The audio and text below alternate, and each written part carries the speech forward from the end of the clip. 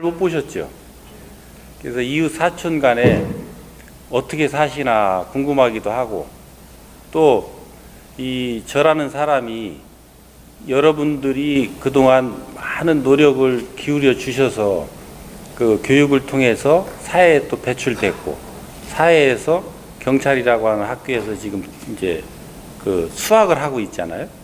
그런 이 과정 속에서 감사함도 좀 표해야 되겠다 하는 이 차원에서 특강해달라고 그래서 수락을 했습니다.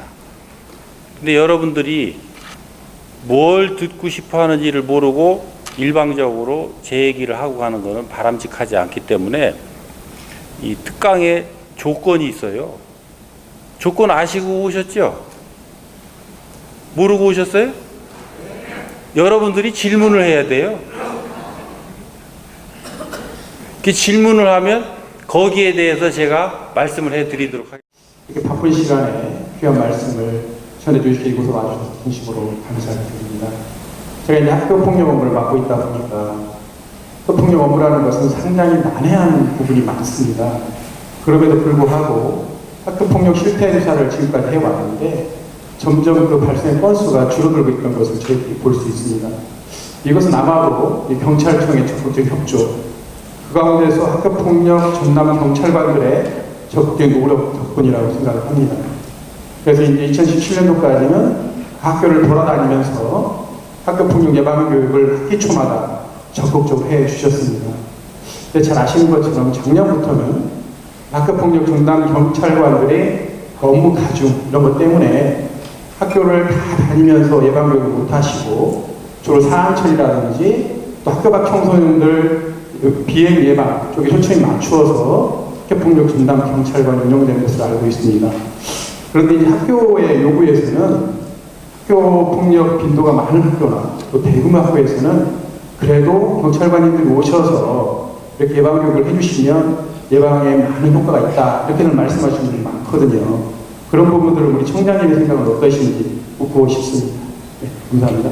네, 그 아주 요즘 그 학교폭력도 이 사회의 이 중요한 요소 중에 하나입니다. 그것이 폭력이 어디서 일어나느냐의 이 장소적 개념이 가정폭력, 학교폭력, 무슨 폭력 그런 거거든요. 근데 본질은 이 폭력이라는 게 본질이에요. 그럼 폭력은 어떤 개념을 가지고 있는 거냐라고 하면 강자가 약자를 보호하고 보살펴야 됨에도 불구하고 보호하고 보살피는 게 아니고 억압하고 또 부리려고 하는 데에서 나오는 현상 중에 하나예요. 그러면 이렇게만 이루어지느냐? 약자도 폭력을 행사할 수가 있어요. 약자는 자기 혼자 안 되니까 때를 모아서 해요. 그렇게 해서 현상은 똑같아지는 겁니다. 그러니까 폭력의 개념을 뭘로 잡아가느냐에 따라서 우리가 조금씩 달라지는 거예요. 뭐냐면 상대에게 의무 없는 일을 하게 하려 하는 것, 말과 행동 모든 것이 전부 폭력으로 인식해야 됩니다. 그러니까 내 뜻과 다른 상대를 그대로 인정하지 않고 내 뜻과 같아지게 하려고 하는 모든 말과 행동은 즉 폭력이다 이렇게 되는 거예요. 이런 측면에서 봤을 때 과연 학교 폭력이 줄었을 것이냐? 선생님들은 폭력의 대상자가 아니었더냐? 지금도 우리 선생님들은 입만 열면 학생들한테 폭력을 행사하고 있습니다. 그 과정 속에서 우리 애들은 무엇을 배울 거냐라는 거죠. 그 선생님의 말 속에서 나오는 그 폭력적 언사와 행동 속에 우리의 아이들은 크고 있는 거예요. 그러면 집에 가서 다르냐? 집에 가서 부모가 하는 말, 행동 똑같습니다. 이 사회에 나오면 다르냐? 이 사회에서 보고 듣는 것이 똑같아요. 우리 아이들이 본을 보고 배워야 될 대상이 없는 거죠. 이것이 지금 우리의 처해진 현실인 거예요. 이 문제를 어떻게 할 거냐라고 하는 부분은 저를 포함해서 여기 계신 모든 분들이 반성하고 잡아가야 될 부분들이 있다는 거죠. 제가 지금 말씀드린 개념으로 놓고 보니까 나는 폭력으로부터 자유롭다. 한번 손 들어보세요. 나도 폭력 행사자 같은데? 하시는 분. 손 안 드시죠? 폭력 행사자예요. 나부터 폭력 행사자 같은데 이건 어떻게 해야 되지? 라고 잡아 들어가서 반성하지 않으면 이 문제는 안 풀려요. 이건 본질적인 걸 제가 말씀을 드린 거고, 그러면 병리적 현상으로 나오고 있는 상태를 어떻게 할 것이냐, 이제 그걸 물으신 거거든요. 병리적 현상으로 나오고 있는 그 아이들과 사회에서도 그러한 병리적 현상자들을 처리하고 다루는 것은 우리 경찰에서 맡고 있는 거잖아요.